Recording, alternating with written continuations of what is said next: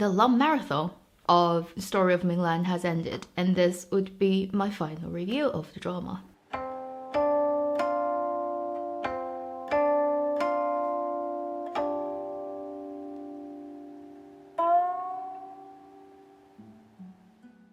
Hi, you're watching Avenue X, where a junkie on good storytelling shares her thoughts, knowledge, and occasional weird ideas on stories and how they're told.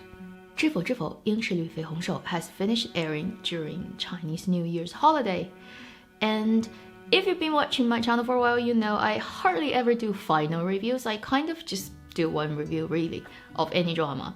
And the ones that I've done multiple reviews about are the ones I really like. But 知否知否 is not really one of those.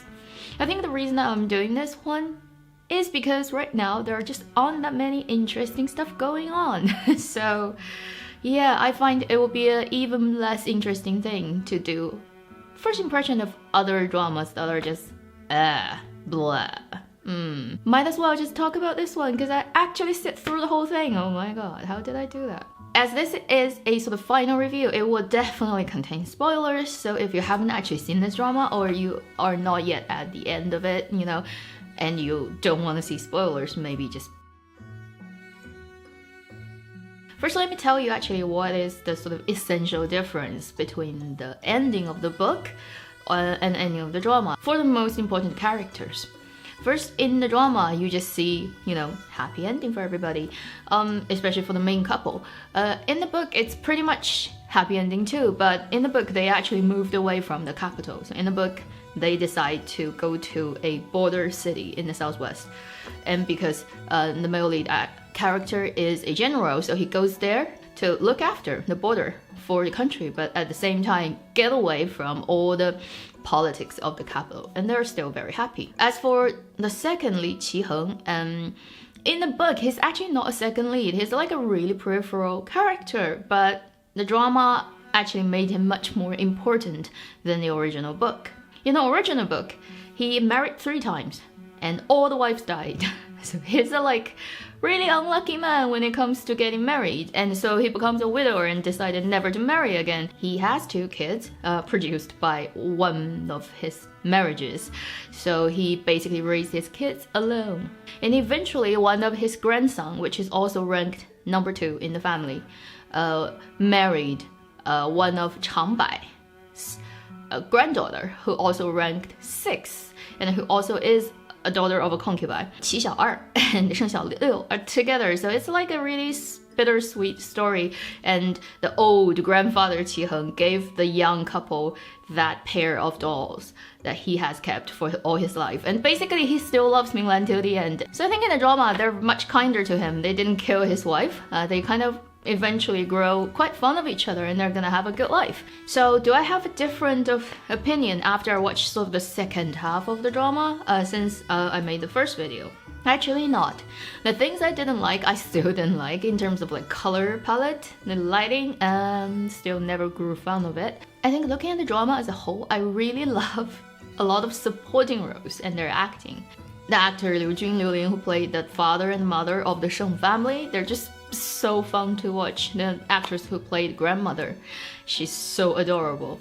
A lot of those supporting roles, because they're played by much more experienced and older actors, are really good at capturing the essence of those sometimes almost comical, cartoonish, a little bit exaggerated, but absolutely fun roles. The other thing that I really appreciate, and I really think makes this one very different from a lot of other period drama, is the fact that the central couple is a real couple in life. It really shows. There's a lot of subtle details that you can tell, like these 2 people really care about each other, and they've been with each other for a long time, and they're 100% comfortable with each other. I don't think I've ever seen any other period drama that has a lead couple like that, because I don't think any other couple I can remember in recent years are actually real couple. Maybe 1 or 2, but they tend to only play the part where before they get married, or actually got together, so you never see like how the married life would look like. But when you look at Zhao Ling and Feng Shaofeng playing the married life couple, it's like, yeah, they're really a couple. I really like that. Now, I want to talk about a few things that I really don't quite appreciate or don't quite like about this drama. All in all, 知否知否 actually is not a bad drama. it's just not good enough. It's not what it could be. I think this should rest mainly on the writer and also the director's shoulder.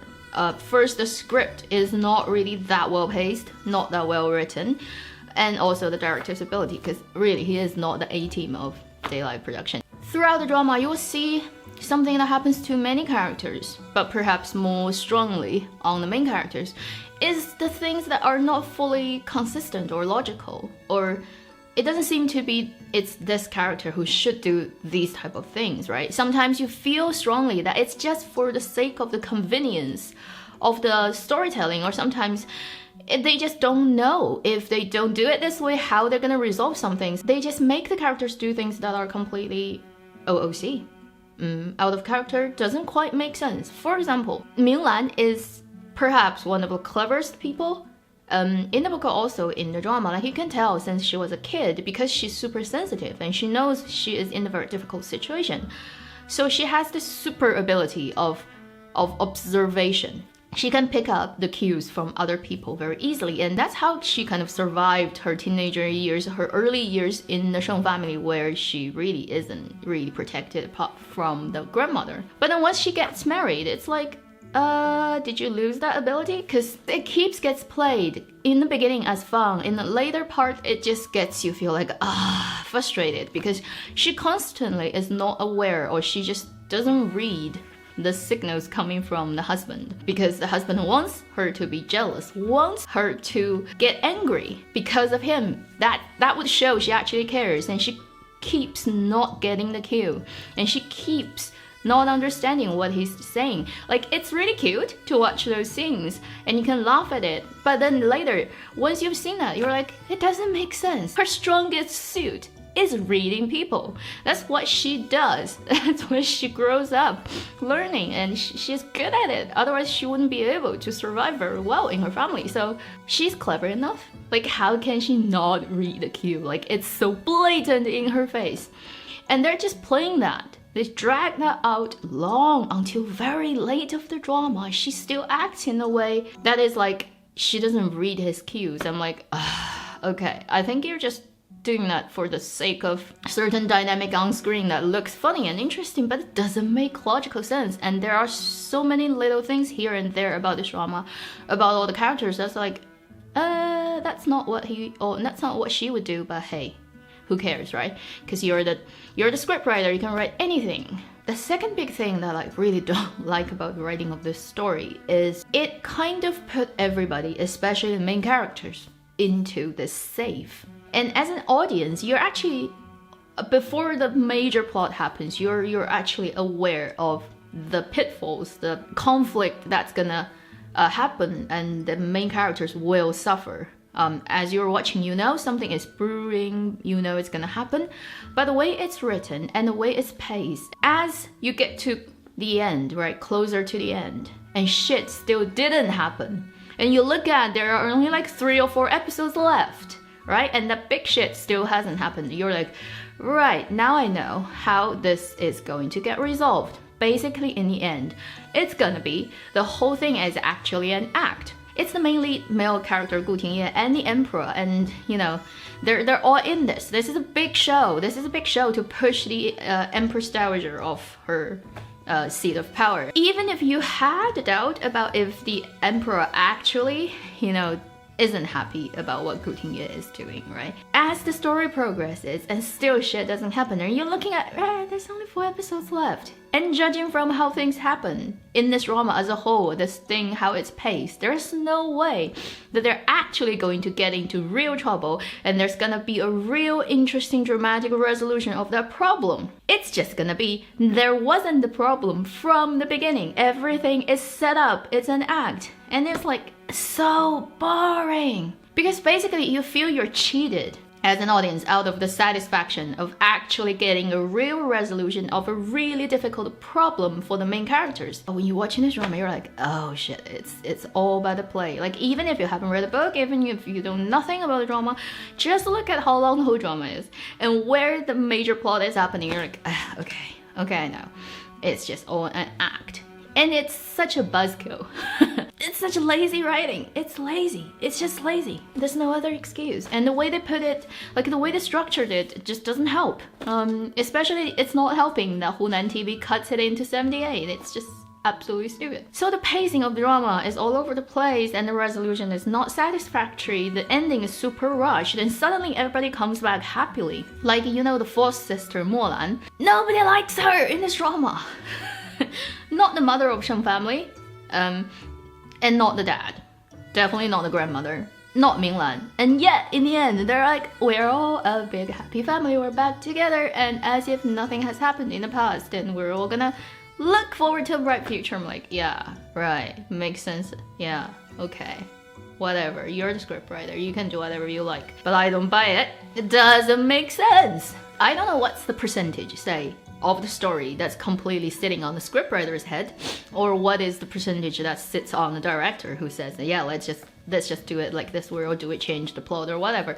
It's just not good. It's just not good enough. It just frustrates me a lot. I think I really miss the golden ages, which would stretch to probably early 2000, but in the 90s, Chinese dramas back then were short, but much more better written, wittier, sharper, and more daring. Literally, not to say about obviously there are certain things you can never do, right, in sort of censorship, but there were less things censored really back then. If there's really witty, sharp comment of life in general, nobody had a problem with it. These days, Chinese dramas are so boneless. If anything touches or gets suspected that it's trying to reveal a little bit not cool or not positive or not everything is perfect side of the society, it's not allowed to put out there. I'm like, what? Like if it's food, right? It has no nutrition. It's just all processed garbage that has no good stuff in it. And I feel so pity for especially younger generation who grow up after, let's say, 90s, even after 2000, that their childhood is filled with a lot of stuff that are really not that good, like compared to what we have in the 80s and 90s. And they haven't seen really good stuff. Although now you can say technology is much more advanced. Dramas, everything, you know, prettier looking, higher definition. Yes, technical-wise, everything looks posher, but the content is draining away from being interesting, from being inspiring, from being thought-provoking. Probably that's the purpose, trying to make everything not thought-provoking so nobody can think. Somehow that will maintain a very harmonious society? I don't know, it's just stupid. I think this is not just a domestic problem of China, although China has its own set of problems that's very specific. But I think globally too, if you look at entertainment, you look at dramas, TV shows, you know, all those sort of cultural media productions tends to, in the West, it tends to gets really affected by political correctness, especially comedy.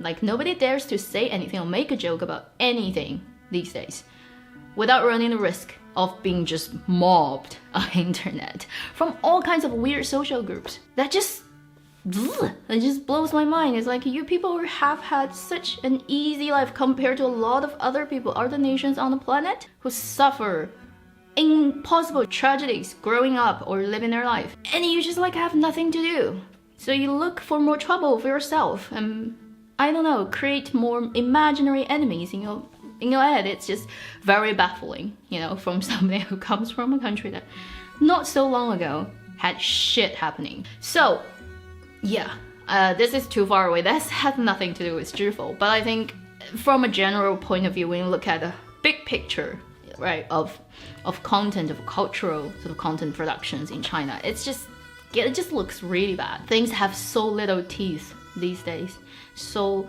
little daring spirit. Maybe it's because everybody is getting more money, the society is richer, much richer than before, everybody becomes less brave. And because we have too much to lose, everyone. I think this is an amalgamation of the internet age, the IP craze, the capital, the money that goes into Chinese TV production industry for the past few years, and censorship, like everything come together and mixed up. The result is you see these things get pumped out, so much content pumped out, but they're just like, there's nothing real in them. Nothing that's worth watching. Like every year, if you can have like 3 dramas, makes you stop and think. That would be like a blessing now for China. And considering like over 30,000 episodes gets produced every year, that's just sad. It's such a huge waste of human resources and waste of everything. For this channel too, like if there's no good drama going on, then there's no good talk going on here. What can I do? I do hope actually I can get so busy watching dramas and there are good stuff here and there and everywhere and I keep making these stuff, but I am at the end of that production link. If there's no good stuff coming out, then there's nothing I can do. Thank you for watching MNX and hear me rant about my frustrations about Chinese drama land. I'll see you in my next video. Meanwhile, live long and happy drama watching.